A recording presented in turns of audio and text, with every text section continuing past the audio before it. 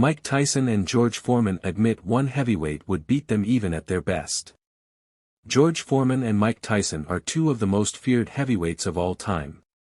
Foreman first became world heavyweight champion in 1973 when he knocked out then-undefeated Joe Frazier, before going on to have a legendary fight against Muhammad Ali in the Rumble in the Jungle.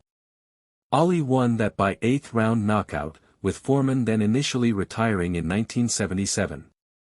He returned after a 10-year absence, and went on to become world heavyweight champion again when he knocked out Michael Moorer in 1994.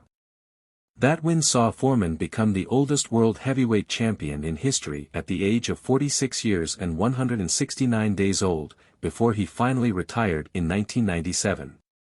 Another heavyweight icon during the 90s was Tyson, who had first become world champion in 1986 at the age of 20 years and 145 days old, making him the youngest heavyweight champion ever. Tyson became undisputed after wins over the likes of Tony Tucker, Larry Holmes, and Michael Spinks, before a shock defeat to Buster Douglas in 1990.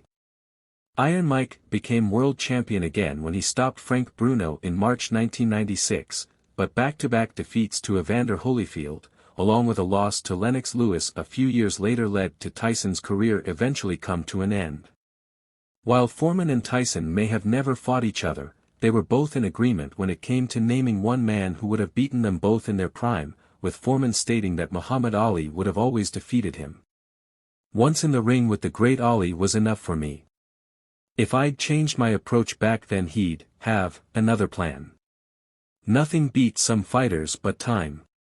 That was a sentiment shared by Tyson, who says there is no way that he would have been able to beat the boxing legend. "There is no man like him, there just isn't. Everything we have he supersedes us in.